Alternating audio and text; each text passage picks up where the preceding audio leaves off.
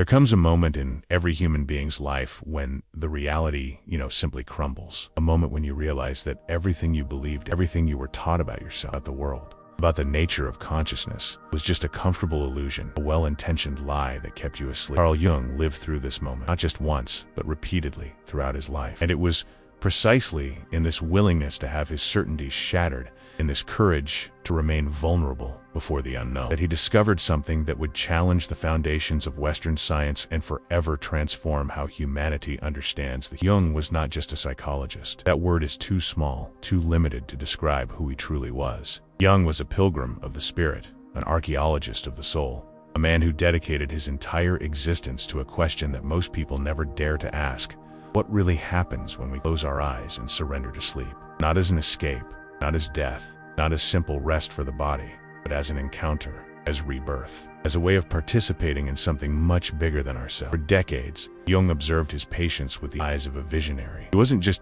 listening to the words that came out of their mouths. He was listening to the whispers of the unconscious that echoed through their dreams, through their fantasies, through those moments when the social mask dissolved and the naked truth of the human psyche emerged in all its force. And it was in this deep listening, in this sacred contemplation, that he began to notice something extraordinary, something that no one had noticed before, something that completely defied the scientific understanding of. His patients described their dreams with a mental clarity they couldn't achieve during the day.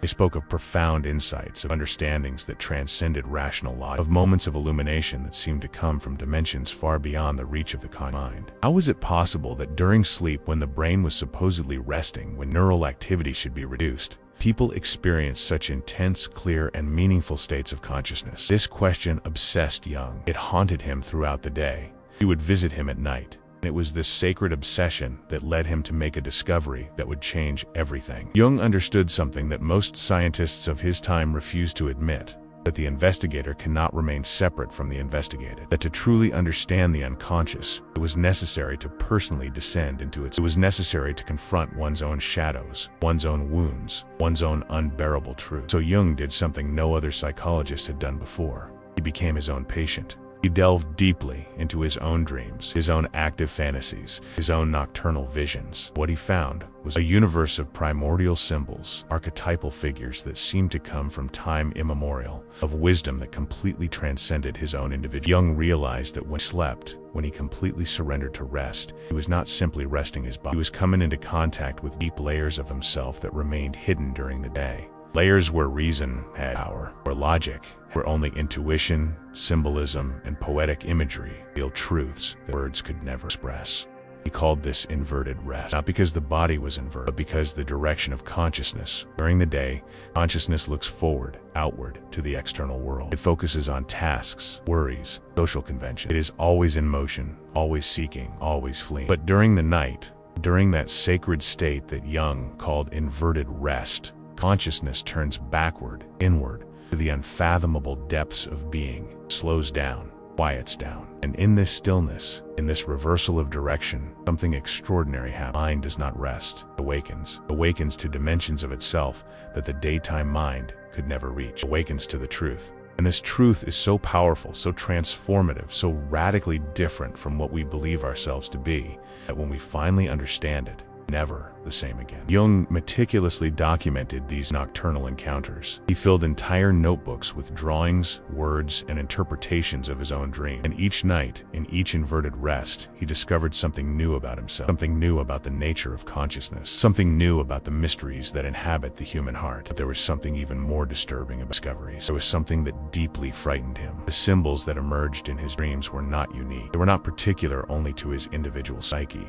He began to notice that his patients dreamed of the same images, that distant cultures, separated by continents and centuries, shared the same symbols, that religions that never met described the same archetypal figures. How was this possible? How is it possible? How is it possible that the same profound truth could emerge from the unconscious of so disconnected? The answer that Jung began to glimpse was so revolutionary, so disturbing, that it challenged the very foundations of mythology. There was something much deeper than the personal unconscious. There was an even more ancient, even more primordial layer, a dimension of the psyche that was shared by all of humanity, a collective reservoir of wisdom that had been accumulated over millions of years of human evolution. Jung understood that he had discovered the gateway to this dimension, and this gateway opened during inverted repose, during that sacred state where the body rests, and during that moment when you completely surrender to the unknown and allow the creative forces of the universe to work through you. But Jung also understood something that terrified him. He understood that most people would never access this dimension, that most people would spend their entire lives sleeping without truly awakening. Most people would die without ever understanding the extraordinary potential that resided within them. And it was this understanding, this sense of urgency,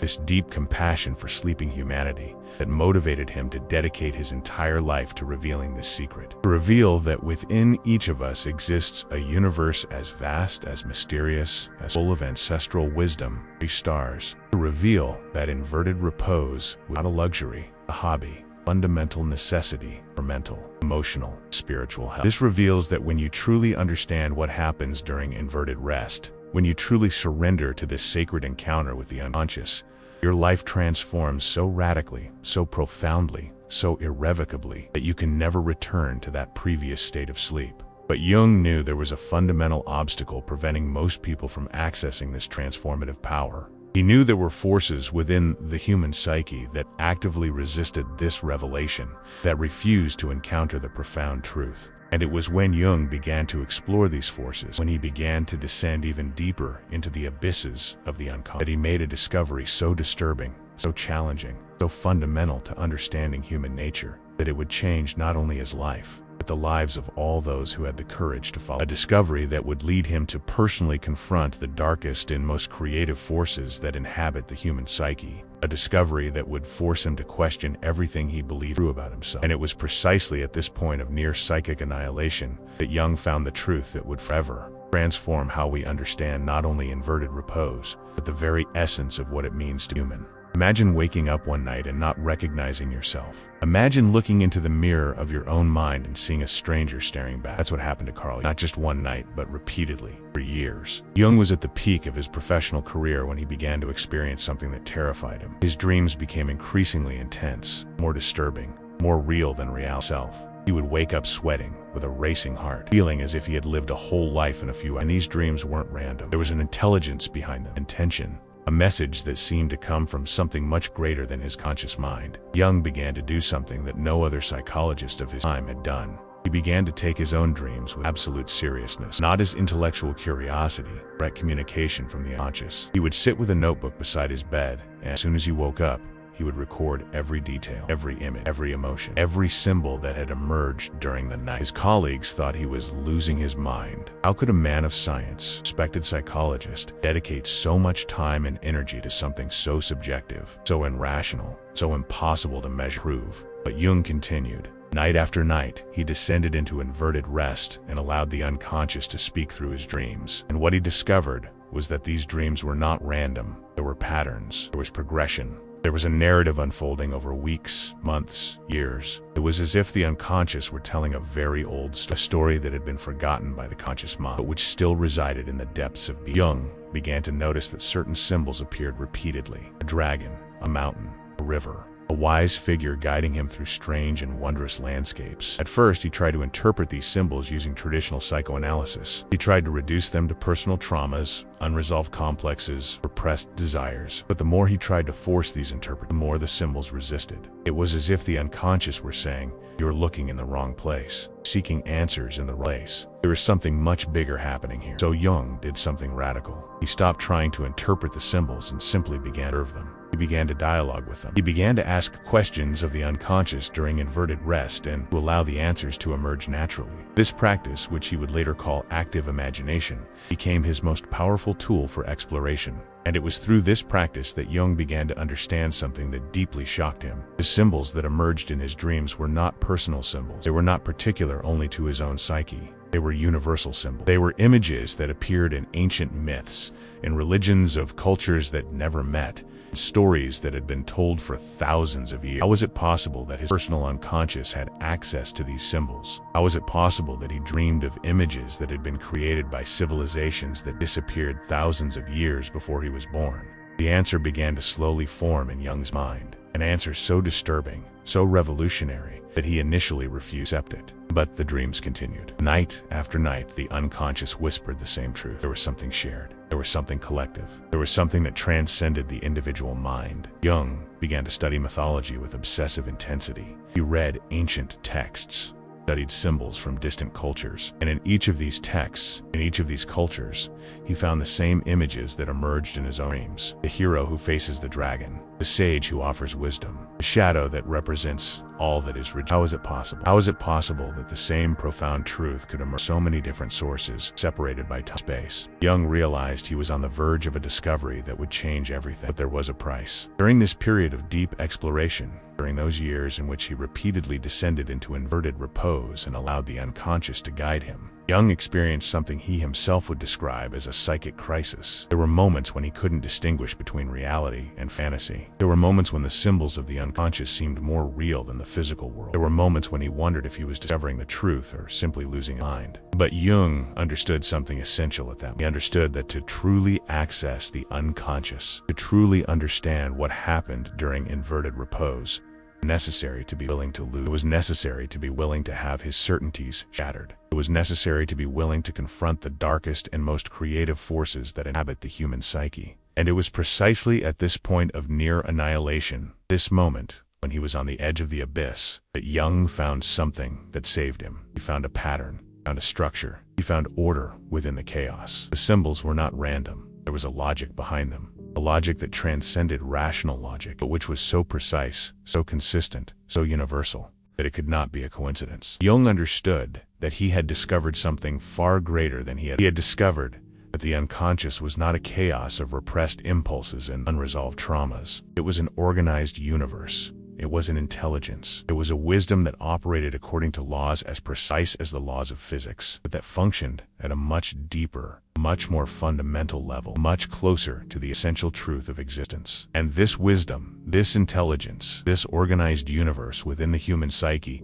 could be accessed through inverted repose. It could be explored. It could be understood. It could be integrated into conscious life. But there was a cost. The cost was being willing to descend into the abyss. The cost was being willing to confront the truth about one. The cost was being willing to allow everything you believed to be true to be destroyed and rebuilt in a much deeper, much more authentic form, much more aligned with true nature. Jung emerged from this descent transformed, but he knew he had discovered the gateway to a much larger universe. He knew that the symbols he had found in his own dreams were not just his, they were shared by all of humanity. And as he began to explore this truth and the implications of the discovery, Jung found himself confronted with a question that would haunt him for the rest of his life.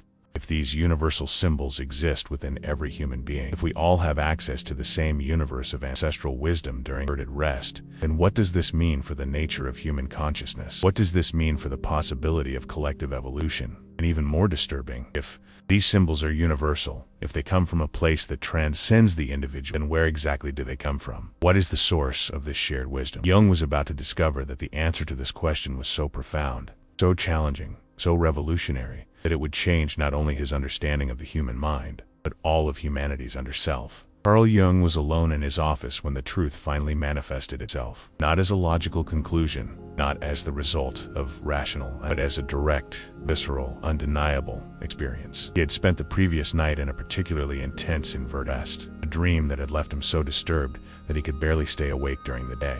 In the dream, he was in an ancient temple. The walls pulsed with symbols he recognized, but also symbols he had never seen before. And there was a voice that wasn't his own, but that echoed from somewhere very deep within him. The voice whispered, "You are not alone on this journey. You never have been. Billions of people before you have walked through this temple. Billions of people after you will walk through it. And we all share the same truth. We all have access to the same knowledge. We are all part of something much larger." When Jung awoke, he knew he had understood something fundamental. He had understood that the unconscious was not merely personal. He had come to understand that there was a much deeper, much more ancestral, much more primordial layer of the human psyche, a layer that was shared by all of humanity, a layer that he would call the collective unconscious. How could this be true? How could every human being have access to the same symbols, the same images, the same archetypes? Jung began to investigate this question with an intensity bordering on obsession. He studied comparative mythology, He analyzed the dreams of patients from different cultures. He explored ancient religions, and in each investigation he found the same fundamental truth. The hero who faces the dragon, the shadow that represents evil, the sage who offers wisdom, the divine child who represents infinite potential. These symbols appeared in cultures that had never met. They appeared in religions separated by thousands of years. They appeared in the dreams of people who had never studied mythology, who had never read ancient texts, who simply opened their eyes after a night of inverted rest and described exactly the same images that had been described by prophets and seers thousands of years ago. How was this possible? How could the same profound truth emerge from so many different sources? Jung understood that there was only one possible explanation. There was an underlying structure to the human psyche, a structure that was shared by all of humanity, a structure that had been inherited not through learning or cultural transmission, but through something much deeper, through human evolution itself. For millions of years, humanity evolved, faced challenges, as it created civilizations, watched them disappear, as it experienced birth and death, love and hate, creation and destruction. All these experiences left marks, left impressions, left patterns.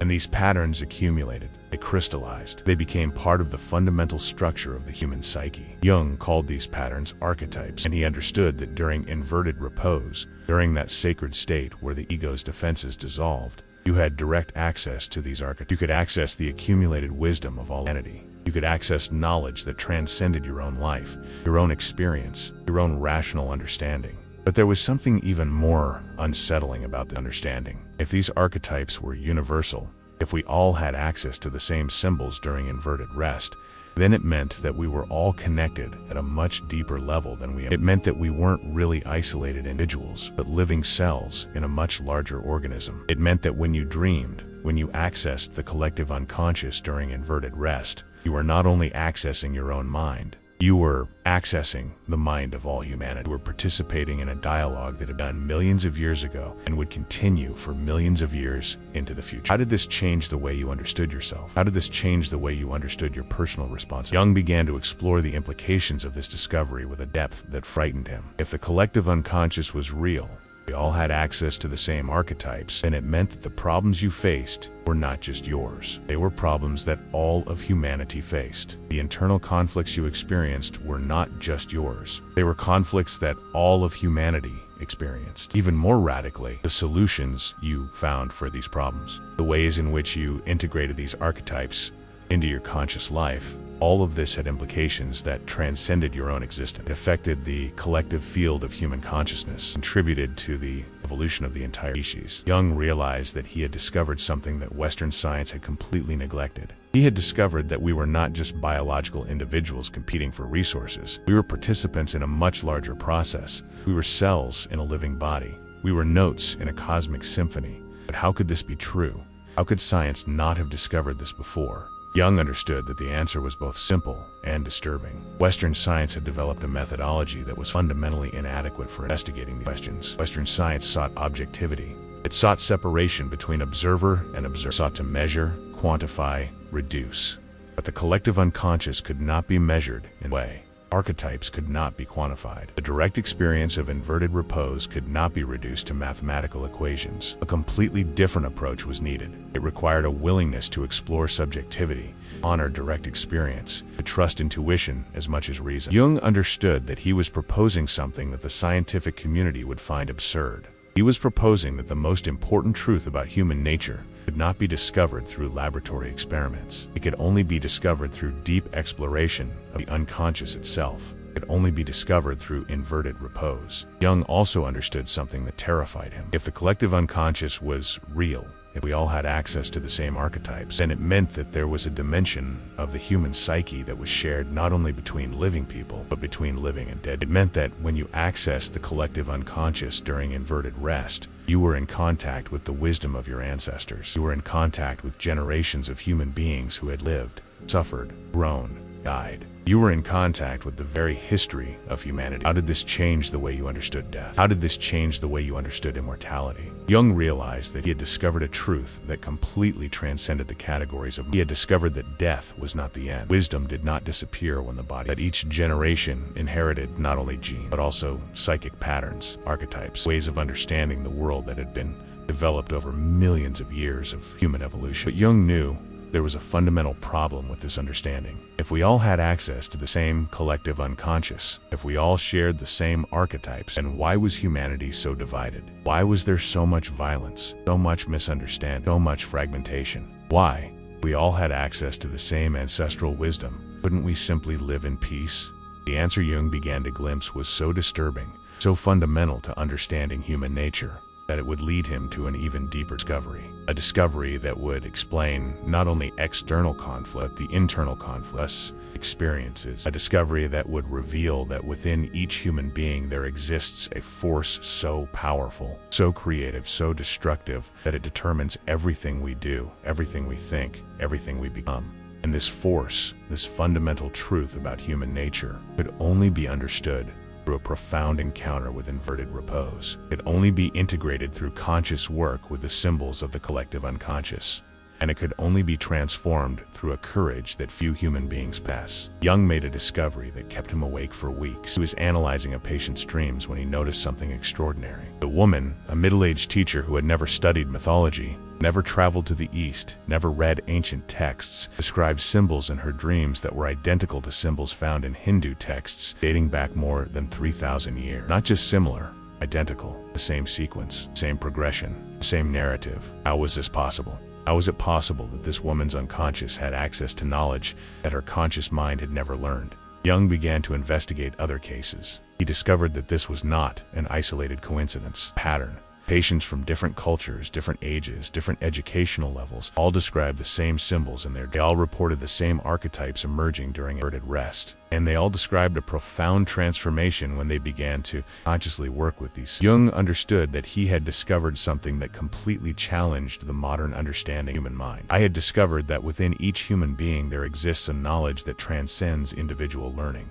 a knowledge that is inherited, a knowledge that is universal, a knowledge that can only be accessed through inverted repose. But Jung also understood something even more important. He understood that simply having access to these symbols was not enough. He understood that there was a method, a practice, a discipline necessary to work consciously with these archetypes. He developed what he would call active imagination, a practice that was radically different from anything Western psychology had developed before. Active imagination was not simply fantasizing. It was not escapism. It was not imagination in the common sense of the word. It was a direct dialogue with the unconscious. It was a conversation between the conscious mind and the creative forces of collective unconscious. Jung taught his patients to do something very specific. As soon as they woke from a dream, before the conscious mind had time to rationalize it, before daytime logic had time to distort it, they should record every detail, every image, every emotion, every symbol. And then, during the day, in a state of deep contemplation, they should return to that dream. They should close their eyes and allow the images to surface. They should dialogue with the symbols, questions. They should allow the answers to emerge naturally, without censorship, without judgment, without the interference of the rational mind. What Jung discovered was that when you did this, when you truly committed to this work, something extraordinary happened. The symbols began to move. They began to speak. They began to reveal their messages. And these messages were not random. They were not products of personal imagination. They were direct communications from the collective unconscious. They were revelations about aspects of yourself that you had repressed, denied, or forgotten. Jung described a particularly revealing case. A man who had come to him because he was trapped in a repetitive pattern of failed relationships. The man was intelligent, professionally successful, but in every romantic relationship, he sabotaged him. He created conflict. He withdrew. He destroyed the relationship before it could be destroyed. Jung asked the man to begin working with his dreams. For weeks, the man recorded his dream, and each night, a particular symbol appeared. A shadowy woman, a woman who pursued him, a woman who called him to the depths. Jung asked the man to dialogue with this figure during active imagination. He asked him to find out who this woman was, why she was pursuing him, what she wanted from him. When the man did this, when he truly allowed himself to engage in dialogue with this shadowy figure, something extraordinary happened. The figure began to speak, and the message it conveyed was profound and transformative. The figure revealed that it was a representation of a part of himself that he had completely rejected. It was a representation of his sensitivity, his vulnerability, his capacity for deep love. It was a representation of everything he had learned to consider weak, and because he had rejected this part of himself, because he had kept it in the shadows, it emerged in his relationships as sabotage, self-sabotage, as a destructive force he couldn't control. When the man understood this, when he truly integrated this understanding, his life changed. His relationships changed. He became capable of loving deeply, authentically, vulnerably. He became capable of allowing another person to know him completely. And all of this began with a simple yet profound work with the symbols of inverted repose. Jung understood that this was only the beginning. He understood that each symbol that emerges during inverted rest is a gift from the unconscious, a gift of ancestral wisdom, an opportunity to know oneself on a much deeper level, an opportunity to integrate aspects of oneself that had remained fragmented, divided, in conflict. Jung developed a systematic method for working with these symbols. He taught his patients to keep a dream journal, to record not only the images, but also the emotions, physical sensations, the intuitions that accompanied each, and then, through active imagination, to dialogue with these symbols, to ask questions, to allow the answers to emerge. What Jung discovered was that when you did this work consistently, when you truly committed to this continuous dialogue between the conscious mind and the collective unconscious, you began to experience a profound transformation. You began to understand patterns in your life that were previously invisible.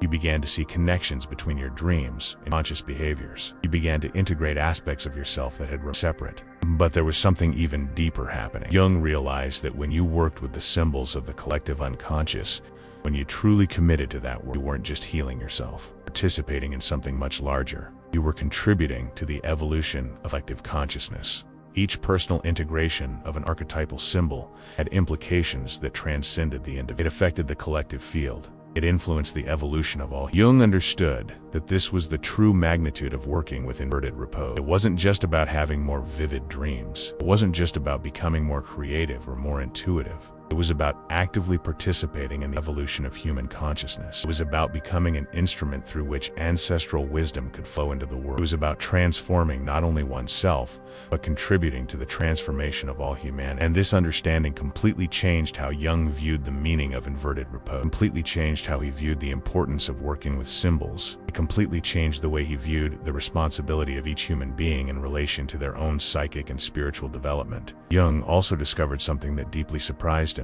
He found that when you consistently worked with the symbols of inverted repose, you began to notice those same symbols appearing in your conscious life. You began to see synchronicities, meaningful coincidences, encounters that seemed to be much more than chance. Jung called this synchronicity and understood it as evidence that the barrier between the unconscious and conscious was far more permeable than modern science believed. That when you truly committed to the work of inverted repose, when you truly integrated the symbols of the collective unconscious, you began to live in a state of alignment with the creative forces of you began to actively participate in co-creation. You began to understand that life was not something that simply happened to you, but something you actively created through your choices, your intentions, your willingness to work with the unconscious. But Jung knew there was a fundamental obstacle preventing most people from doing this work. There was a force within the human psyche that actively resisted the integration of symbols, a force that refused to encounter profound truth. A force that preferred to keep the symbols in the shadows, pressed, unconscious. Jung called this force the shadow, and he understood that to truly transform one's life through inverted repose, to truly integrate the symbols of the collective unconscious, it was first necessary to confront the shadow. It was first necessary to understand this force that operated within, that determined your behaviors, that created your repetitive patterns, kept you trapped in cycles of suffering. And it was when Jung began to explore the shadow, when he began to descend even deeper into the abysses of it, he discovered something that would forever change how humanity understands the nature of good and light and darkness, creation and destruction. The shadow is everything you reject in yourself. It's everything you consider unacceptable, shameful, dangerous. It's the anger you deny. It's the desire you repress. It's the ambition you hide. It's the sexuality you deny. It's the aggression you control. It's the sadness you mask with a smile. Throughout your life since childhood, you've learned to separate these parts of yourself. You learned that there were aspects of you that were acceptable and aspects that were not. Your parents, your teachers, your society, they all taught this separation. And you, to survive, loved, be accepted, you created a mask, created a self that was presentable, a self that was acceptable, a self that could be seen. Everything that was not acceptable, you pushed down to the shadows, to the unconscious. Carl Jung understood that this was the fundamental tragedy of human existence. He understood that most people spend their entire lives running away from themselves, running away from the shadow. And this escape has an extraordinary price. It had a psychological, emotional, and spiritual cost that was almost impossible to measure. Jung began investigating the shadow with an intensity that frightened him. He studied patients who lived seemingly perfect lives, but who were tormented by behaviors they couldn't control. Men who swore they would never be like their fathers, but who repeated the exact same abusive patterns. Women who condemned sexuality, but who lived double lives of secret promiscuity. People who preached kindness, but who were cruelly aggressive towards them. Jung realized that in each case, there was a repressed shadow. There was an aspect of them a person had rejected so completely that it emerged destructively, uncontrollably, often directed at others. And it was then that Jung made a disturbing discovery. He discovered that during inverted repose, during that sacred state where the ego's defenses dissolved, the shadow emerged with full force. It emerged in disturbing images, in intense emotions, in symbols that were often frightening. And most people, when confronted with these emotions, symbols, did exactly what they had done their whole lives. They refused, they denied, they repressed. They woke from their inverted slumber and tried to forget the dream as quickly as possible. But Jung understood something that would change everything. He understood that the shadow was not the enemy. He understood that the shadow was, in fact, an extraordinary source of creativity, strength, and vitality. He understood that when you rejected the shadow, when you repressed it, you were rejecting an essential part of yourself. You were becoming fragmented, divided, incomplete. And this incompleteness was the root of almost all human suffering. Jung began to teach something that was revolutionary for his time. He taught that the path to wholeness, what he called individuation, necessarily involved confronting the shadow. It involved the courage to descend into inverted repose, to allow the shadow images to emerge, to observe them without judgment, to understand them in their profound truth, and finally, to integrate them as necessary and creative parts of oneself. But this was extraordinarily difficult, because confronting the shadow meant confronting the truth about one. It meant admitting that you were capable of things you had spent your whole life denying. It meant acknowledging that there were aspects of you that were violent, selfish, destructive. It meant allowing yourself to feel emotions that you learned to consider unacceptable. Jung worked with a patient who perfectly illustrates this, a man known for his extreme kindness. He was a social worker. He dedicated his life to helping the poor. He condemned violence, preached forgiveness. But his dreams revealed a very different truth. His dreams were filled with violent images of aggression, hatred, a desire for destruction. The man was horrified. He refused to believe that these images came from his own unconscious. Jung asked the man to do something radical. He asked him to dialogue with the violent figure that appeared in his dream. He asked him to ask why this figure existed, why it was so furious, what it wanted. At first the man refused, but eventually, in desperation, and when he did, when he truly allowed himself to engage in dialogue with this shadowy figure, something extraordinary happened. The figure began to speak, and the message it conveyed was profound and transformative. The figure revealed that it existed because the man had spent his entire life denying his own anger. He had spent his entire life repressing his own aggression. She had spent her entire life pretending to be someone she wasn't. And because he had denied that part of himself, as he had kept it in the shadows, he had become increasingly furious, increasingly destructive, increasingly desperate to be right. When man understood this, truly integrated this understanding, his life changed radically. He didn't become a violent person. He didn't start attacking other people, but he became more authentic. He became capable of establishing health. He became capable of saying no when he wanted to say no. He became capable of expressing his anger constructively instead of repressing it. He became capable of living a life that was truly his own,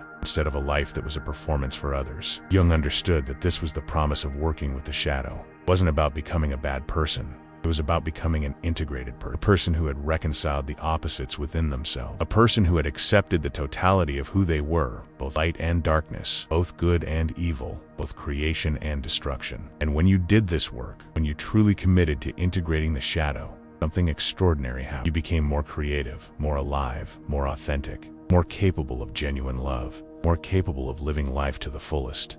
But Jung also understood something that terrified him. He understood that there was a reason why most people refused to do this. There was a reason why most people preferred to keep the shadow repressed. Because confronting the shadow meant losing the illusion of who you believed yourself to be. It meant admitting that you weren't as good, as pure, as virtuous as you. It meant accepting that there was a capacity for evil within you. And this acceptance was so disturbing, so challenging to the ego. Most people simply refused. They preferred to live fragmented, divided, incomplete lives. They preferred to maintain the illusion of purity. They preferred to continue repressing the shadow. And the price of this refusal was extraordinary. It was a life of constant suffering. It was a life of repetitive behaviors you couldn't control. It was a life of failed relationships, It was a life of blocked creativity. It was a life of unrealized potential. Jung understood that humanity was paying an extraordinary price for its refusal to confront the shadow. He understood that most human conflicts, most violence, most suffering, had roots in the repressed shadow. He understood that if humanity truly wanted to evolve, if it truly wanted to create a more compassionate,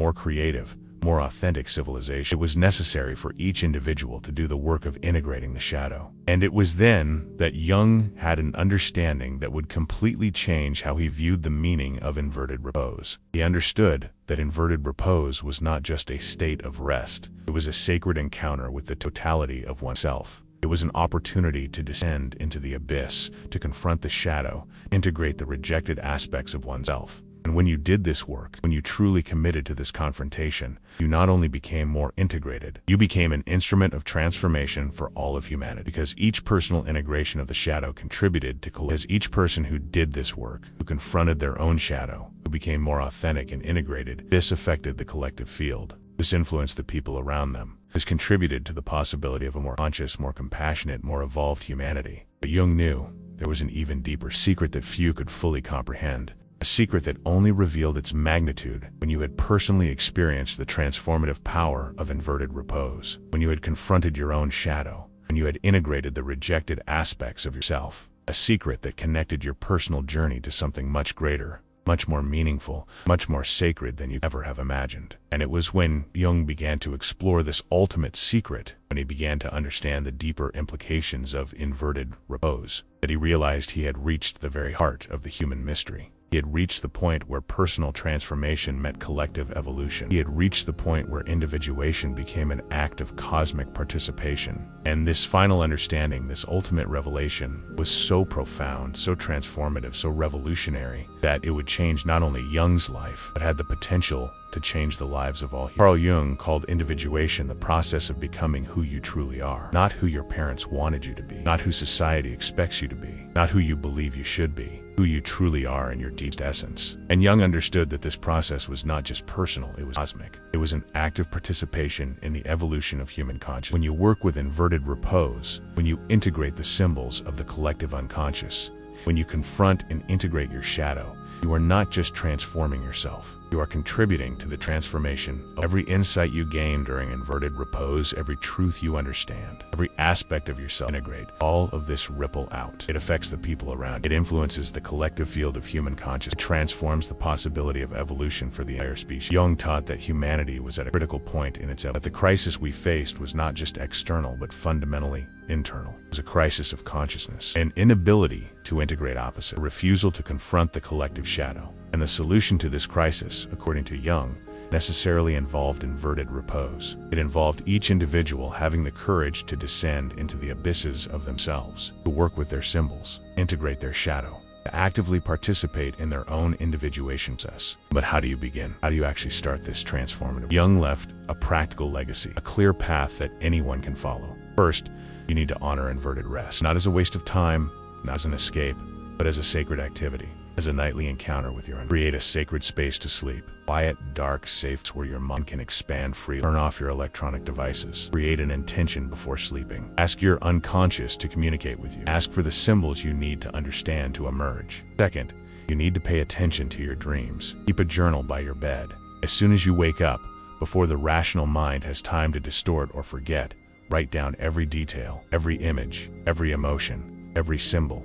Don't judge. Don't try to interpret rationally. Simply record. Third, you need to dialogue with your symbols. During the day, in a state of deep contemplation, return to your dreams. Close your eyes and allow the images to resurface. Ask the symbols questions. Who are you? Why did you appear? What do you want to tell me? And then, silently, allow the answers to emerge. Don't force it. Don't rationalize. Simply observe. Listen. Allow the wisdom of the unconscious to reveal itself. Fourth, you need to integrate what you learn. It's not enough to intellectually understand the meaning of a symbol. You need to live that understanding. You need to allow it to change how you behave, how you think, how you relate to the world. If you dream of a dragon you need to confront, then you need to identify in your conscious life where you are avoiding confrontation, where you are being passive, where you are allowing fear to control you. And then you need to have the courage to face those dragons in your real life. Fifth, You need to understand that this work is not a one-night journey. It is a continuous practice. It is a commitment to your own evolution. It is a dedication to your own individual. Because each night, each inverted rest brings new revelations. Each dream offers new opportunities for understanding. Each symbol that emerges is a gift from the collective unconscious, a gift of ancestral wisdom, a chance to know yourself on a level. Jung left us an extraordinary legacy, not a set of dogmas you must, but an invitation. An invitation to descend into inverted repose. An invitation to confront the mysteries of the psyche. An invitation to integrate the symbols of the collective unconscious. An invitation to become who you truly are. And through this personal transformation, an invitation to contribute to the transformation of all humanity. Because when you do this work, when you truly commit to your own individuation, you become an instrument of transformation. You become a channel through which ancestral wisdom can flow into the world. You become an active participant in the evolution of collective consciousness. You become a living cell in the body of humanity, awakening to your true function, your true responsibility, your true potential. Now, at this moment, in a time when humanity most needs this wisdom, this message resonates with an urgency and relevance that perhaps Jung never imagined. Because what he understood, what he experienced, what he taught us, is that each of us has the power to transform not only ourselves, but the entire world. It all begins with inverted repose. It all begins with the courage to descend into the It all begins with the sacred commitment to become who you truly are. And this transformation, this individuation, this participation in collective evolution is not something that happens in the distant future. It begins tonight. It begins when you close your eyes. It begins when you surrender to inverted repose. It begins when you allow the unconscious to speak through your dreams. It begins when you have the courage to confront your shadow. It begins when you integrate the symbols that emerge. It begins now, in this moment, with you.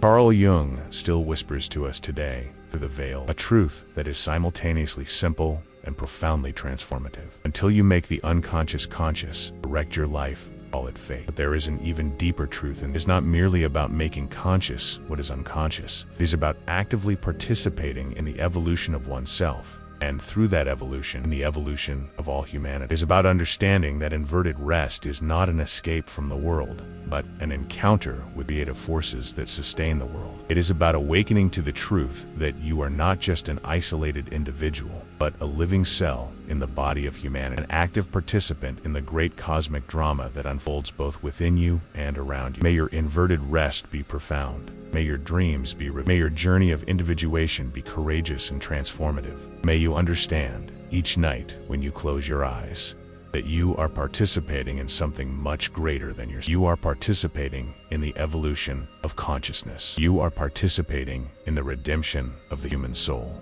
You are participating in the great return to wholeness. If you believe this message is important, that this understanding can transform your life and the lives of others, please like this video. Your like is not just a click. It's an affirmation that you recognize the importance of this wisdom. It's a declaration that you are committed to your own transformation. Subscribe to the channel to receive more content about Jungian psychology, consciousness, personal transformation, and spiritual evolution. Each new video you receive is an invitation to descend deeper into the abysses of the psyche, an invitation to better understand the mysteries of the It's an invitation to actively participate in collective evolution. Comment below. Share your experience. What is your most memorable dream? What do you think it means? What symbol of the unconscious has appeared repeatedly in your... If you prefer to remain anonymous, that's fine, but share. Because your stories, your dreams, your transformations are exactly the kind of wisdom that needs shared. Because when you share your journey, you inspire others to begin. Because when you talk about your work with inverted rest, you contribute to awakening collective consciousness. You become an instrument of transformation.